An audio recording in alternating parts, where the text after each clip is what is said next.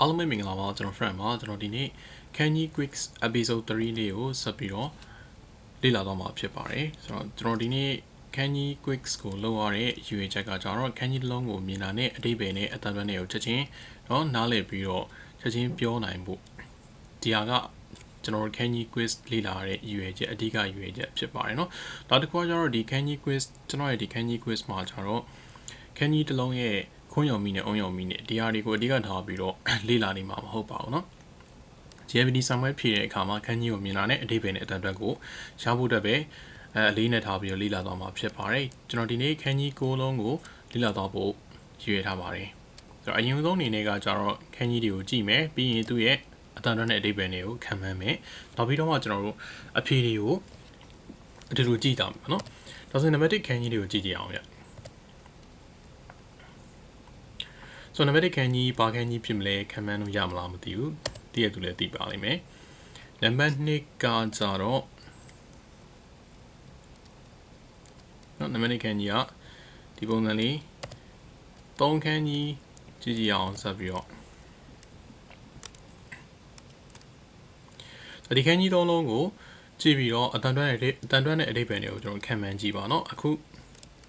အဖြေတွေကိုကျွန်တော်ကြည့်ကြည့်မယ်နံပါတ်1ခန်းကြီးကကြတော့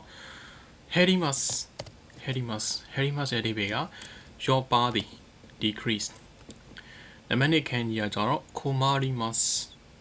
Komarimas ဒုက္ခရောက်သည်ဆိုတဲ့ခန်းကြီးဖြစ်ပါတယ်เนาะ Komarimas I will be trouble ဒုက္ခရောက်နေတယ်3ခန်းကြီးကကြတော့ Tasukemas ကိုညီသည်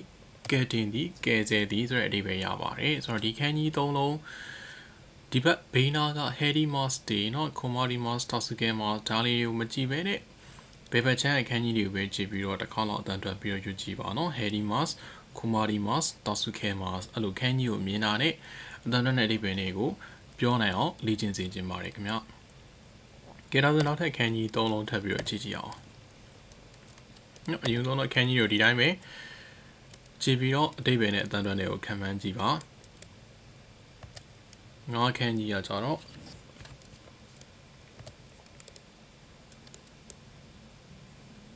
ငါးခန်းကြီးလေးကတော့လည်းနည်းလွယ်ပါတယ်သိတဲ့သူလည်းသိမယ်လို့ထင်ပါတယ်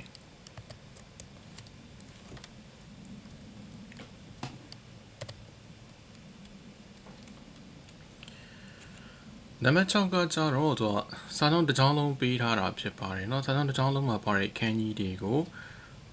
ဖတ်ကြည့်ပါပြီးတော့အဓိပ္ပာယ်ဖော်ကြည့်ပါ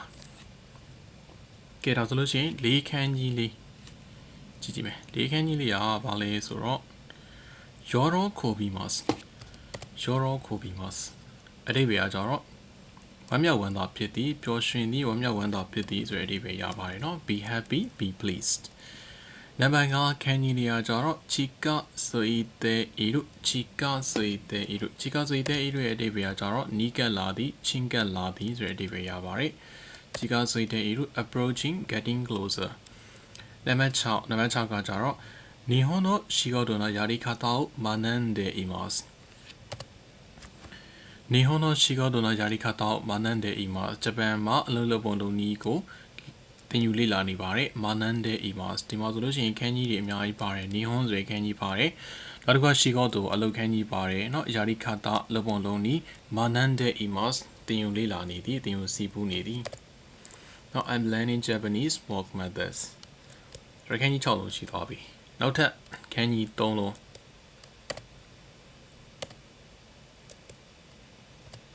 ခုနှစ်ခန်းကြီးလေးကသူကလည်းပဲစာဆုံးတစ်ကြောင်းလုံးဖြစ်ပါတယ်เนาะနံပါတ်8မှာဆိုလို့ရှိရင်လည်းခန်းကြီးကဒီမှာ1 2 3 4ခန်းကြီး4လုံးပါတယ်ပြီးတဲ့ခန်းကြီးလည်းပဲပါမှာပါနံပါတ်9ကကြတော့တစ်လုံးနဲ့ဖြစ်ပါတယ်ကဲဒါဆိုရင်နံပါတ်9နောက်နံပါတ်9က Hikoshi no Teisuzuki o suru Hikoshi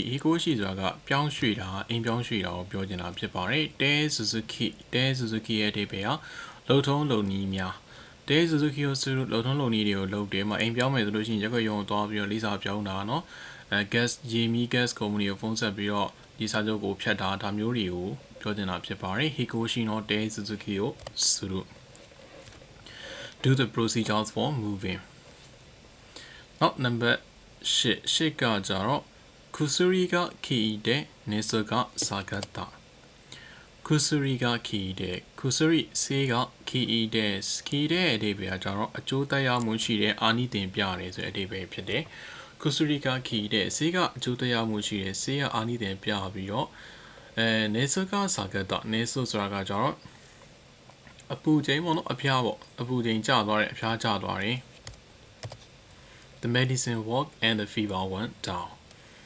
ကဲနောက်ဆုံး number 9 number 9ကကြတော့နီခဲတို့ထွက်ပြေးတယ်ဆိုတဲ့ခန်းကြီးဖြစ်ပါတယ်เนาะထွက်ပြေးတယ်အဝေးကိုထွက်ပြေးတယ်ဆိုတဲ့အဓိပ္ပာယ်တော့ဒီနေ့ပြောသွားတဲ့ခန်းကြီး9လုံးမှာတက်နိုင်တဲ့လောက်တော့ဘီနောက်အတန်တွက်တွေအဓိပ္ပာယ်တွေကိုမကြည့်ဘဲနဲ့เนาะခန်းကြီးကိုမြင်တာနဲ့ဖတ်နိုင်အောင်ပြောနိုင်အောင်ပြီးတော့အဓိပ္ပာယ်ကိုနားလည်အောင်ကြိုးစားစေချင်ပါတယ်เนาะလေ့ကျင့်စေချင်ပါတယ်ဖြစ်နိုင်မယ်ဆိုလို့ရှိရင်တော့ဗီဒီယိုနောက်တစ်ခေါက်ပြန်ကြည့်ပြီးတော့တချို့နေရာလေးတွေမှာ pause လုပ်ပြီးတော့ကိုယ့်အနေကိုပြောကြည့်ပါเนาะဆိုတော့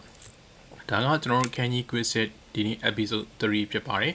ဆိုတော့ episode 1နဲ့ episode 2ကိုလည်းကျွန်တော်အရှိမတင်ထားတာရှိပါတယ်ဆိုတော့မကြည့်ရသေးလို့ရှိရင် episode 1နဲ့ episode 2ကိုလည်းတွားကြည့်ပြီးတော့ Canny တွေကိုလေ့လာလို့ရပါတယ်เนาะဆိုတော့ဒီ episode ကGLBD N5 N4 N3 ဘယ်သူမှဆိုလေ့လာလို့ရအောင်ရည်ရွယ်ပြီးတော့လုပ်နေတာဖြစ်တဲ့အတွက်ကြောင့်မို့လို့ bell level မဆိုဝင်ပြီးတော့လေ့ကျင့်လို့ရပါတယ်ခင်ဗျဆိုတော့ဒီနေ့ကြည့်ပြီးတော့အားလုံးကျေးဇူးတင်ပါတယ်เนาะကျွန်တော်နောက်ထပ် episode 4 ကျမှပြန်ပြီးတော့တွေ့ပါမယ်